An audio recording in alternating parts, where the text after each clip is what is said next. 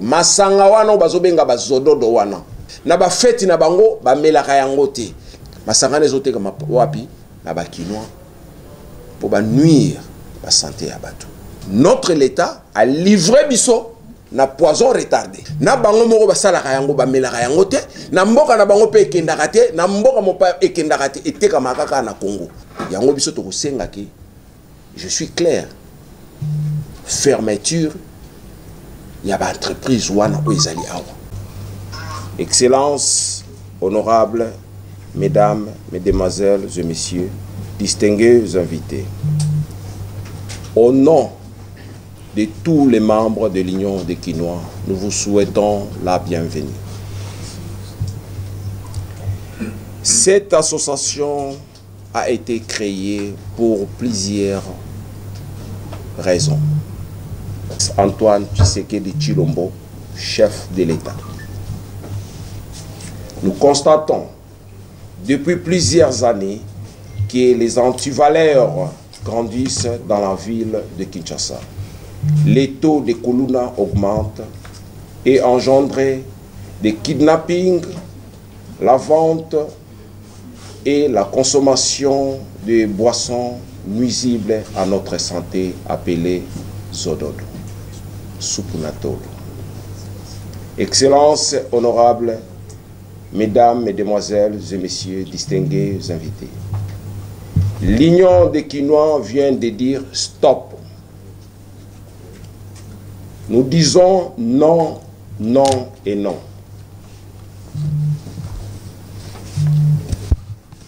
Et nous associons les autorités pour lutter contre ces phénomènes dans la ville-province de Kinshasa. L'une des visions du chef de l'État étant de revêtir Kinshasa sa belle robe, l'Union des Quinois soutient à 100% Fachi Béton. Invite tous les Quinois à adhérer à cette idéologie. Je vous remercie. La réponse naïve. D'abord, Tokoro dans la naissance, parce qu'il y a quelqu'un qui a tourné Union des Quinois, adresse Bani. Union des Quinois, d'abord, est salami pour l'intérêt des Quinois. Qui est Quinois? Quinois est Ali Moutou Oyo, 1, à Botamiawa, na Kinshasa. Et 2, est Ali Moutou Oyo, à Botami Libanda, mais à bande école primaire na EP Awa na Kinshasa. Et 3, ezali état d'esprit ya mutu oyo à s'intégrer na comportement, na caractère, idéologie ya ba Quinois. Yende to obenga Quinois. Donc, même si on a na Kinshasa te, mais ceux qui ozali intégré, ozali na idéologie ya biso ba Quinois, oza Quinois. Même si on a libanda, au bandi première primaire na yo awa, automatiquement ozali Quinois. Yangonde tozobenga lisanga wana yabana Kinshasa bande kwa Kinshasa yangonde tozobenga Union des Quinois. Adresse nabiso ezali na avenue de la Science numéro 15, la commune de la Gombe, na quartier au commandement. Et nazongi moi muke sima. Pour nous répondre à Kolobake, pourquoi est salami après 100 ans? Naissance Yabatou, ils ont un problème té Yabane. Naissance Yaba association, ils ont un sens té Yakolobake après 100 ans ou après autant. Parce que moi, je suis malelo, sera coli, azana makanisi oyaye, akobimisa ngobolobane te que parce que il y a autant des années passées, yo pourquoi oye ko sala ngona moment oyo. C'est vrai, Kinshasa est en 100 ans, et comme histoire, na 100 ans, et l'euro morobo et bimi, au bazobenga, association, il y a Quinois. Est-ce que tout ça se comprend? Alors, on avance maintenant. À ce qui concerne Bit Nabiso Oyo et Zalike, pourquoi tout ça liango? Chers amis, Toyo Kanaka même, tout ça va Quinois. Problème Oyo, phénomène Kuluna, et comme on a le loko normal. Même les autorités, normal, mais c'est lui le responsable. Il y a sécurité, il y a garantir biso sécurité na biso. C'est lui le responsable, il y a ville à Kinshasa. C'est lui le responsable, il y a Congo. Même autorité normal. Pour vous dire, le gouverneur de la ville, mais qu'est-ce que vous avez préparé pour la Kuluna? Qu'est-ce que vous avez préparé pour la Kuluna? Et lorsqu'on arrête ces gens-là de Kuluna là, on a policier nakati. On ne sait plus nani oyo aza Kuluna. Parce que on a un individu simple, baza Kuluna. On a un policier baza Kuluna. Et puis Kuluna un officier supérieur, un major Kuluna. Maintenant toujours y batté. Et comment normal ou comment? Est-ce que les autorités à ville ont la responsabilité on a pas aussi ça et là on y va préparer pour passer ça pour l'interrogation. Wana kuluna. Les phénomènes sous à kidnapping. Mais c'est grave. Vous arrêtez les gens, c'est vrai. Mais qu'est-ce que garantie Nino vous sa population? Message Nino vous sa population, oui. Message exact. Yango biso tolobi non. Biso tobima. To sala ba campagne wana au nom ya Union de Kinois. To yebisa bato comment on se comporter la société par rapport ya bantivalère wana. C'est ce qui est très dangereux. Lit musu sezali. Les autorités na biso ya mboka oyo bazui autorisation ba pesi étranger babanda kusala masanga awa na mboko masanga wana bazobenga bazododo wana. Si vous allez na bandaku na bango bokuta masanga wana te na ba fête na bango ba melaka yango te na makamu na bango ezalaka te. Même là où nous sommes ici masanga wana awa ata moko te izino wana ezate kama place oyo masanga ezate kama wapi na ba Kinois pour ba nuire la santé à bateau. Notre l'État a livré biso na poison retardé. C'est pour cela que tu non, stop. Il faut to solo là, makamama sangoyo. To lingi angote. Zododo babilokana ebima. Parce que bango moko ba autorité ba melakate, na bango moko ba salaka yango ba melaka yango te, na mboka na bango pe ekendakate, na mboka mo pa ekendakate eteka makaka na Congo. Na ba condition nini? Possible mona masanga lokola whisky, ça se vend moins cher même plus que maï. Cela veut dire que vous favorisez le mal de la génération. Vous ne protégez pas jeunesse. L'État, je suis clair. Fermeture, il y a une entreprise il faut koufa. Vous savez combien de personnes Kinois ont koufi si mama sangawana. Mais vous allez voir maman a tekaka lotoko. Bazo kangaye.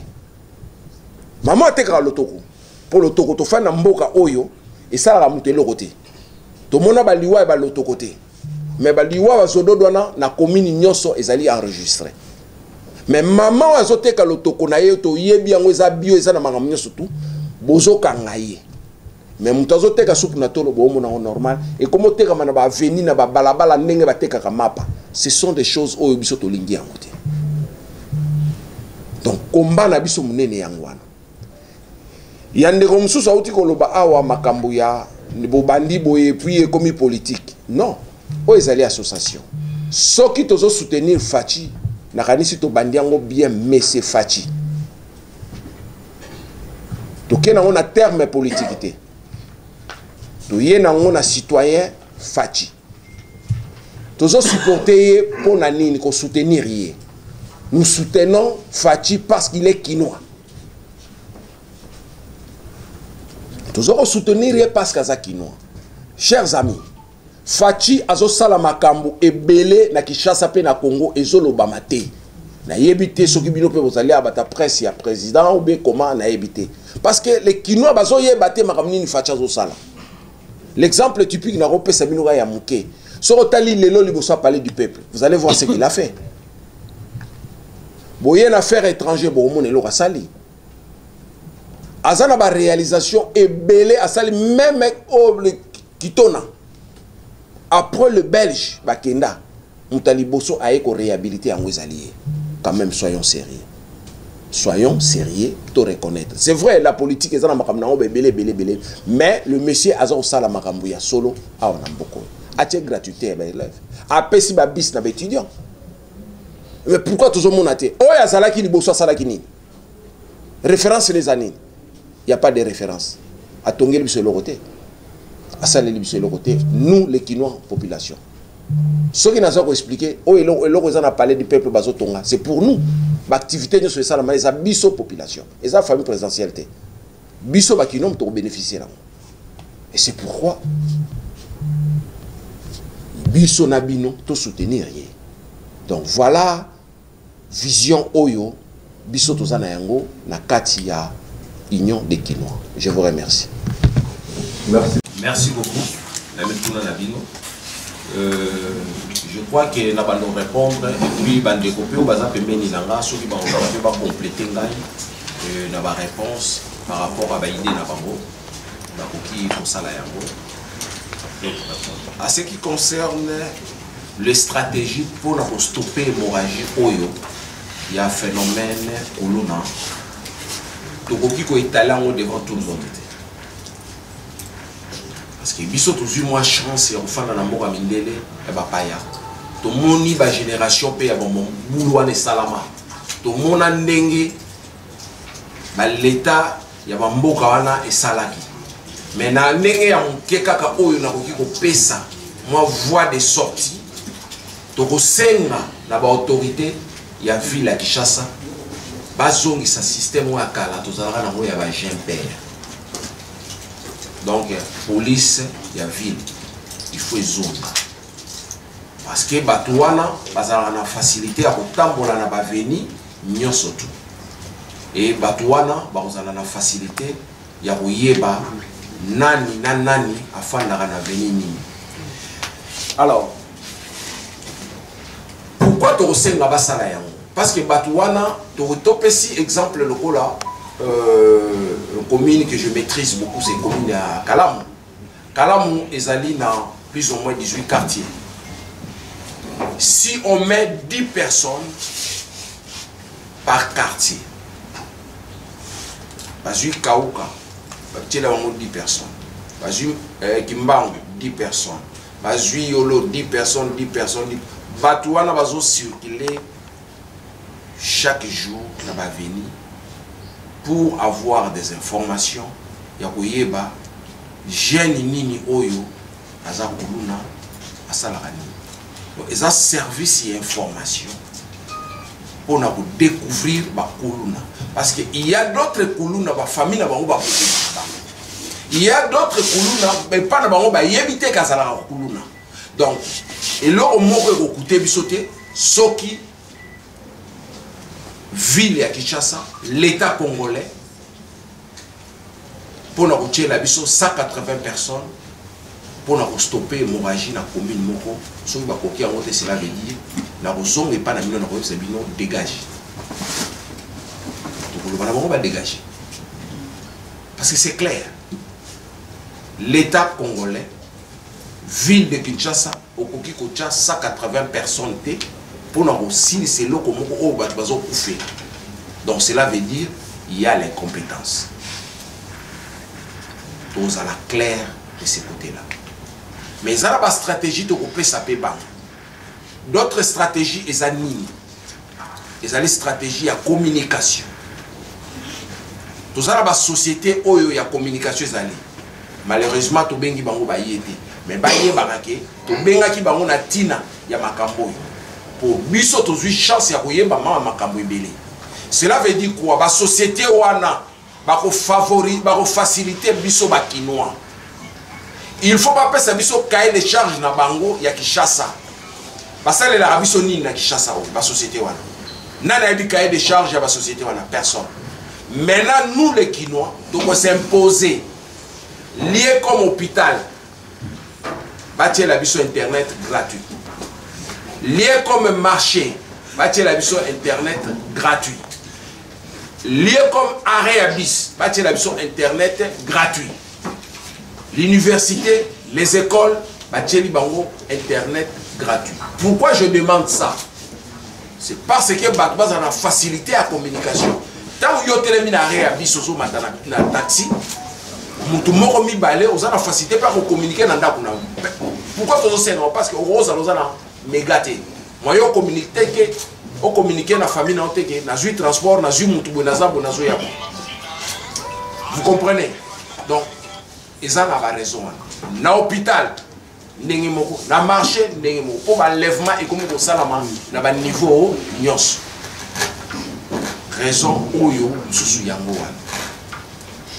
je crois que les stratégies où sont allées profond autre rôle au Bangoate, ils allaient dans le cadre de la sécurité, il faut tout solo, là, responsable à la police et à la NER et pour stopper l'hémorragie. Je ne sais pas si je peux donner la parole à M. Lenoir à compléter un mandat pour azapper dans moi, l'essentiel un peu rapide pour les permettre de bateau de s'asseoir et tout dans la bango. Je suis Timothée Lenoir, mon cofondateur il y a Union des Quinois. En fait, je ne fais que renchérir, comment on appelle, raisonnement ou encore peut-être Kopakissa. Enchaînement d'idées car par rapport au raisonnement, il y a président honorable Jean-Jacques Moutoile. En fait, Union des Quinois, il faut tout soulever pour nous la capitale. Et Fungami, pour nous la guerre, vous nous avez parlé qu'il y a beaucoup d'associations. Il y a un peu Fungami, un objectif pour se faire distinguer. Et on va se faire distinguer. Et nous demandons zéro. D'abord, si c'était dans le honorable à lobby, si nous soutenons Fachi, c'est parce que tous les partis politiques étaient. Donc, il y a des gens qui ont fait des Kinshasa. Le gars a fait Sasa. Dès que tu as un vrai langage, le gars a fait Sasa, il y a des soutenir Fachi, ce qui est normal. Mais on a estimé qu'il y a une opposition. Mais par-dessus tout, opposition, Union sacrée, Bissonio son à Kinshasa, on a émis qu'il y a Quinois, porte ça à Kofungama, honorable SAPC adresse à Kokikoya. Alors, moi, ce qui m'a poussé à adhérer les locaux, surtout, point belé, mais particulièrement tel point honorable à dévoiler qui thèse ils ont les cambo ya ba soupe na tolo. Bizarrement, la société en est banda depuis Kokangam. Ils ont les honorable Moutoua la bombe bino, mais ngana sabino. Honorable Moutoua a parmi les leaders politiques où il y a banda qui assemblée provinciale en 2007. À 2 reprises, à Sala contrôle, comme étant président, il y a commission contrôle. Il y a ville à Kinshasa 2 reprises. Parce qu'il y a honorable Gangale, il y a Bandal, paix à son âme. Parce qu'il faut que nous savions dans l'histoire. Maman Panzo Azaliti, il y a un ministre et pas Gobila. Et moi j'ai eu l'opportunité de vous aller assistant et honorable. Tout ça là contrôle la ville à Kinshasa 2 fois. Donc, tout le monde va le Kinshasa va y bien voter aussi. Na bateau bozo na ba vieux akala wana obana kina akala ya propre ya sika et loko mon côté. Nous on a contrôlé Kinshasa 2 reprises. Toyebi banani bavana na banda kwa l'état, toyebi banani bazo sunga Kinshasa te, toyebi banani balia mbonga Kinshasa, on va les dévoiler au moment opportun mais à l'éloté. Donc, initiative, il y a Union des Quinois, c'est normal que moi, Namboka, Jean-Jacques Moutoua, à cette initiative, en fait, tout est ma décision. Il est parmi les gens, moi je suis témoin, il est parmi les gens, être au sali contrôle. Donc, quelle société va être dans les Libanais? Si vous êtes honorable, à la costume, pourquoi ils ont les offres sans document? Moutaza va appuyer les Libanais à Ebanité. Contrôle les salami, bazala mikandate. Tokiti sur place la carte de contrôle, Libanais lobby ou non, à l'époque. Pas aujourd'hui évidemment, à l'époque. Donc ça veut dire que l'Union des Quinois est venue faire la différence. Parce que nous sommes des Quinois, histoire de qui? Mais nous estimons que notre jeunesse n'est honorable à l'objet et ça sacrifié. Il faut qu'on tous s'opposer là. Le monde est mondialisé. Les réseaux sociaux, c'est le copamba. Qu'est-ce qui manque surtout dans le phénomène d'enlèvement kidnapping? Les réseaux sociaux n'écoutent rien. Et au niveau, il y a un fondateur, évidemment, un cofondateur, un cofondateur, un fondateur, tous ces décideurs, tout bien, c'est la société, non, c'est la télécommunication. Parce que, comme il dit honorable, soyons rationnels. C'est estimé que la société n'a pas de communication, il faut pas un planning, particulièrement pour la ville province capitale. Et sur mon numéro rouge, partout dans le monde, il y a 10 chiffres. ils ont gâté. Il y a qu'un RDC. Et nous, on va mettre les gouverneurs mal à l'aise. Tocha gouve pandi likolo. On a accès, on peut le voir. Tocha pandi likolo, non pour nous déranger pouvoir en aller, mais pour nous sécuriser l'intérêt bakinois. Numéro rouge, ils ont toujours 3 chiffres. Si c'est trop 4. Parce que tu as maillé les bélés sont à 10 chiffres.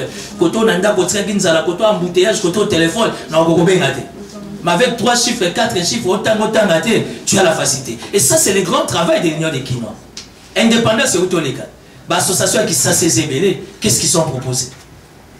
C'est vrai que Gobine est permis à tout le monde. Mais aujourd'hui, nous sommes dans un contexte complexe, à deux pas des élections. Tension et insécurité, jamais ça n'a ça. Oh, nous sommes dans l'association à Kinshasa. N'a pas tata à Kala. N'a pas jeune homme sous. À part l'Union des Kinois, ils proposent quoi? Nous, on n'est pas venu dans la polémique, mais on va être dans la polémique. Parce qu'on va chercher à se distinguer. Donc, on tient gouvernement pandi l'écolo. Donc, il y a dans la société de communication. Qu'est-ce qui justifie l'appel rouge? Vous avez ça dans l'État. Ou soit l'État est complice. Donc, l'Union des Kinois est là, en train d'apporter un souffle nouveau. Ne vous en faites pas, on ne va pas lâcher. Donc, il y a des guerres, on a tout. Mais oui, il y a des farafa. Parce que les Kinois ont une mobilité. Oh, matembela kalam, oh, singa matembela yolo, oh, ya boum. Non, non, non, non, non. Nous voulons une force que nous sommes l'Union des Kinois, tout l'intérêt des Kinois. On peut aller voir Ngobela. Qu'est-ce qui se passe avec Kinbopeto? Bon, bisous l'Union des Kinois, on va mobiliser la population, tout le mécanisme à la cotisation, mais tout nettoyer, tout évacuer ma petite côté à l'hôpital, côté à Boye. Bah, l'association nous sommes Kinois, on a l'idée en tête. Mais sous ce coup, tu vas aller à l'État congolais. Mais ils ont lié en termes d'initiative. Pour ne pas prendre beaucoup de temps, ça veut dire que l'Union des Kinois, il faut mettre le son à beaucoup. Pour soutenir le biso. Pour idéologie, soyez-en sûrs, on ne va pas lâcher. Tu peux regarder dans la fête. Attends, on a préféré un point de presse. Communiquer avec vous, qui êtes le 4e pouvoir. Or, si vous communiquez bien, faites les réseaux sociaux, attaque à info. À comprendre que l'eau est c'est la tête. Dans l'Union des Kinois, on a une presse bouillée d'office, vous avez un membre. Tout est de Kinshasa. À 100 ans aujourd'hui, Bissona Bino. Tout peut s'habiller à Kinshasa. Maman Crédongunda. Avec qui nous travaillons. Je crois que la question est pour sous-entendre qui est derrière nous. Je crois que c'est ça que nous avons. Voilà, j'avais compris. Alors, cette association, Moutouazana Sima, à part Dieu le Père, Moutouazate. Les Akakalisanga ya Bana Kisasa, comme dit le noir, Bana Kinshasa, Nde Basangani avec leurs propres moyens. La cotisation à bas membres de Lisanga Oyo et Monijour et Salemi. Question au tout pour l'honorable, mais je vais quand même répondre, il va revenir là-dessus. La peur des élections et tout ça là, ça n'a rien à voir. Oeza apolitique. Les attaques pour tout songolo bien à Bangi élection, Bangi si vous avez besoin de visibilité, ça n'a rien à voir. Ceux qui ont besoin de visibilité, on ne pas les lecteurs na bango, les bango tout le temps. Bon ça va descendre, on sait comment ça se passe ma pré-campagne, mais ça n'a rien à voir. Et pour l'âge, tout le monde est quinois, hein? Il n'y a pas question d'âge. Moi on a 7 ans à quinois, mais là on prend plus les majeurs, donc de tout âge. Tant qu'on a mis à âge, il y a 18 ans, ok, aux Akinois, tu peux adhérer. Et monsieur Kabambo, nous acceptons tous les membres, d'office d'ailleurs.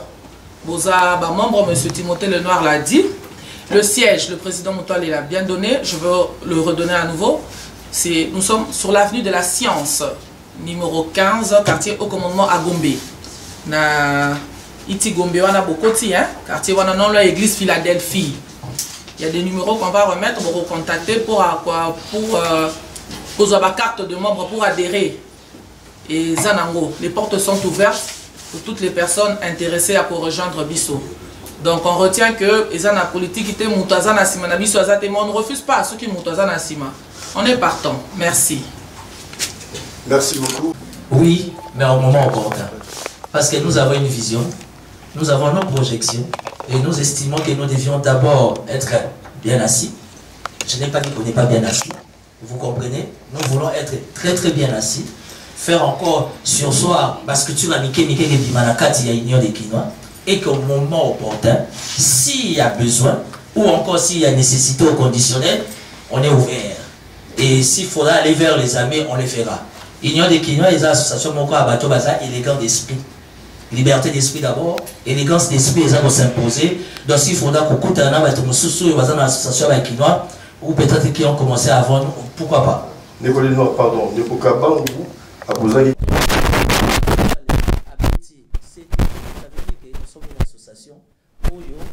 Directement dans le pays, ça correspond à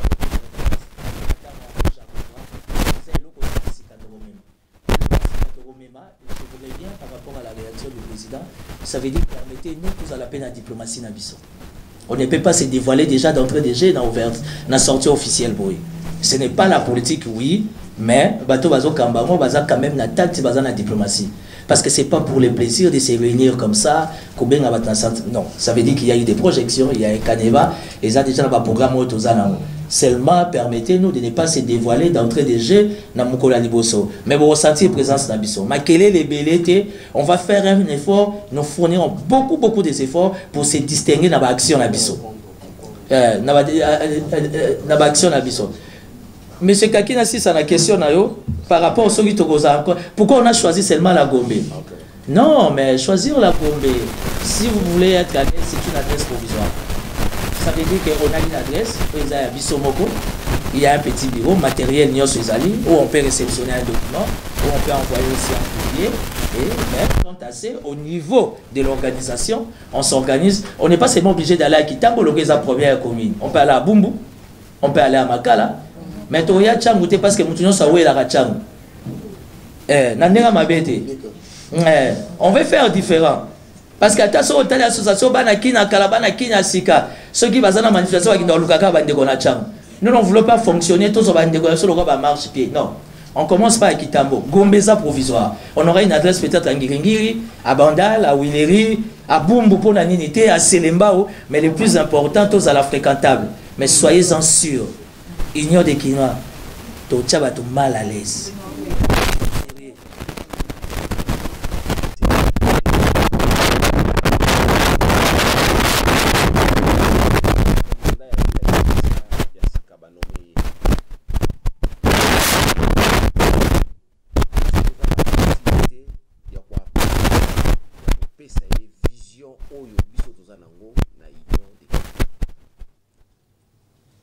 Si motuna wana otuni yango o changer forme.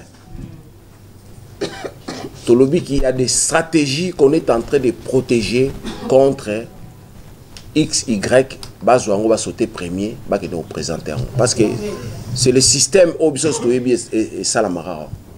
Lorsque tu as quelqu'un à la place mieux placé, comme un frère, nayo, ami, nayo, nani, au sauter premier, au koyebi, voilà, balimba salaba salabo.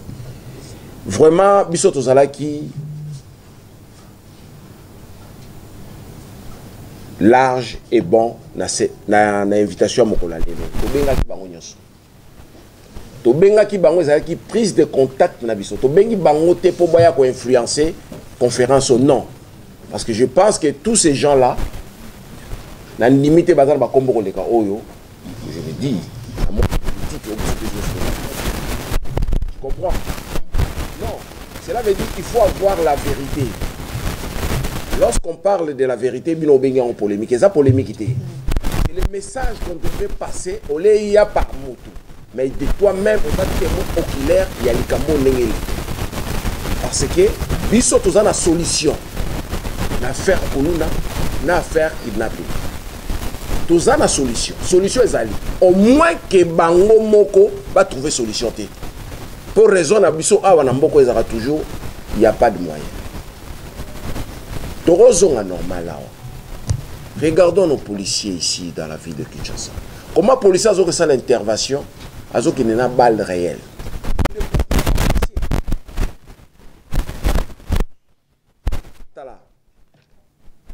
Congo Zamboka, Kinshasa est la capitale. Soyons sérieux.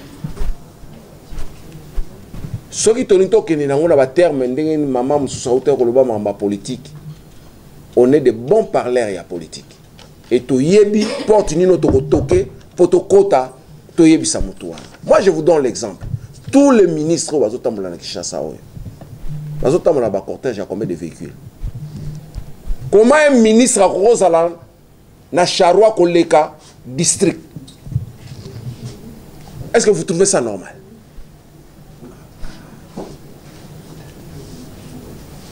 Tu sais, il y a des choses mais ils ont mutema mabe na ba compétences ezali. Et biso ton dimi to koloba parce que nous ne voulons pas que mutu moko ya koloba lobi na to ba ndokete. Biso to lobela on a cadre politique. Na zongi et pas un maman moko alobaki awa makambu ya ba campagne banini. Non. Ngala na parti politique nanga. Des noirs azana oyaye. Binos ba msupe baza la parti politique na bango. Mais loko biso tozo bunda nango awa eza nini? Intérêt ya bakino. Zwa commune à Gombe bopesi bango jeep moko. Ekufa elongete ngama. Commune ya Makala bopesi jeep moko. Tozwa commune lokola ya quoi? Là Jano Azali c'est quoi? Kimbanseke. Kimbanseke ils en a plus de ceux qui 40 ou 60 quartiers. Et il y a des endroits où koko komate na zongi na motuna ya ndeko luyeye. Que na Selema où il y a des endroits mutu ke komarate. Moi na musu na mata na voiture te maza na capitale à Kinshasa. Yango tozo loba. Biloko wana nyoso tu ezo faire partie ya mamba bakulu na o. Parce que bakulu na o mona bazana ba zone moko impossible. Et babata ma ba place moko impossible. Nous voulons aider la ville de Kinshasa. Bangope bazala ouvert na biso. Ba fongola ba porte na bango par rapport à tozo senga mbongo te. On n'a pas besoin parce que ndenge to ya wezali cotisation et ba membre. Eza ya gouvernement te, eza association moko te, eza ya mutu moko te. Biso moko ba membre mutu futi awa. Comme ndeko auti ko expliquer awa. Mbongo to bimisi awa. To rayi pe ko sala fête to bengi pe masanga bat ba meli pe balangwe. Lokola biso to za contre babiloko wana, c'est pour cela to bengi bino awa. To lobana awa bino pe. Boza ba kino bo panza sango bo ebisa batuke. Voilà eloko ebotami sikeza komba nango ezali yango. To ko senga na bino bo accompagner biso, bino presse. Parce que ceux qui bino bo accompagner biso te eza pasi. Parce que ozala ba mot d'ordre. Au boy ko tiela biso nini gratuit au pesi mot d'ordre. Biso to longwe na raison na.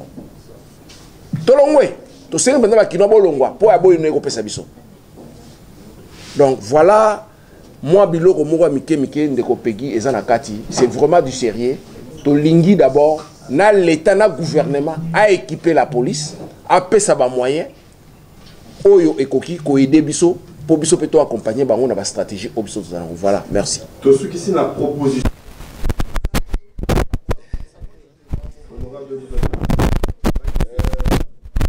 je crois qu'on a répondre à la question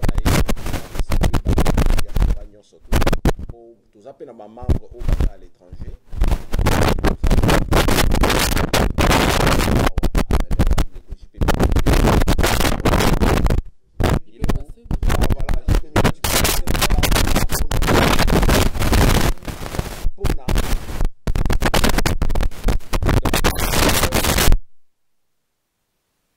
Ezali association ya kosala ko traiter ba conflit ya batute. Et bien individualité. Mais nakoki ko répondre au moins muke politiquement. Bango mibale bayebi nzungo bazaki kolia. Ça c'est la politique. Bango mibale bayebi vérité ya nzungu na bango. Nana le mingi, nana le muke. Nana kanga ki porte, nana fongola ki porte. Conflit na bango ezali couple. Couple simbité, c'est leur problème. Donc biso awa ils ont concerné bisoté. Makam na bango ezana ngo pe politique té. Ezana ngo pe souci ba kinwanya surtout té. Eza des individus oyo bazoyo kana na bango té. Et loro mo na ngina loba na bino que biso ba kinwa tozara ba conflictualité. To reçoit na to bundi melobi na to sololi. Tozara mo na to zokola. mwana ndako na mwana ndako babundi mama ona mama na baswani mais omona bana na bango batemi na ba solola mère pe na comprendre que te ma mso sala elle mo mère na biso to pesi pe kombo mère Jo mère nani mère boy tu vois mais soko tali conflit na bango on découvrir que batoyo moko aza na tendance esprit ya bakinois moko na tendance ya esprit ya bachere tu vois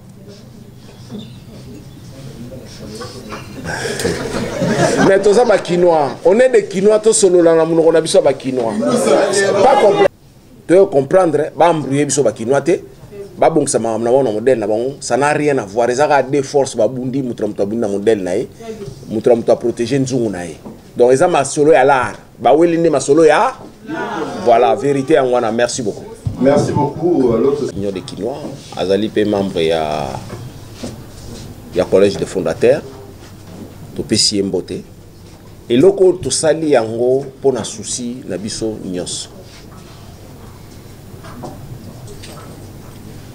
emema motema ya mabete emema bakalite et créer les biso ba problème te to sali yango pona ko sauver ba kinois yango to lobi to zala bomoko na kanisi na basima na sima ba t-shirt na biso to komi bomoko kinois si je me trompe pas kin bomoko voilà to komi kin bomoko donc to zala lisanga to yeba ndenge nini to ko vivre to zongisa Kinshasa na biso na ndenge ya kala et to bosana te en dehors ya politique le chef de l'État il est kinois to vulgariser ba œuvre na ye biso ba kinois parce que ce qu'on dit muninga te naza sûr que yope mutakondima yo azate muke o ya saleli biso na 4 ans et par rapport ya bateau baleka qui 18 ans différence ezali ba œuvre ezali et si on lui donne 18 ans wana je crois que biso surtout na Kinshasa to mona changement et c'est pour cela na lobby na sengi na ba membre na sengi na bato nyonso ba invité merci beaucoup pour la journée ya lelo ndenge bo répondre à l'invitation na biso en tout cas et à la prochaine to benga bino lisusu to solola to bombela bino secret à mon côté. Donc voilà oyo message nazalaki nango yangwana bana Kinshasa eloko na bine bota misika lelo ndezali mbotama ya Union des Kinois. Merci beaucoup la presse, merci à tout le monde. Merci beaucoup. Merci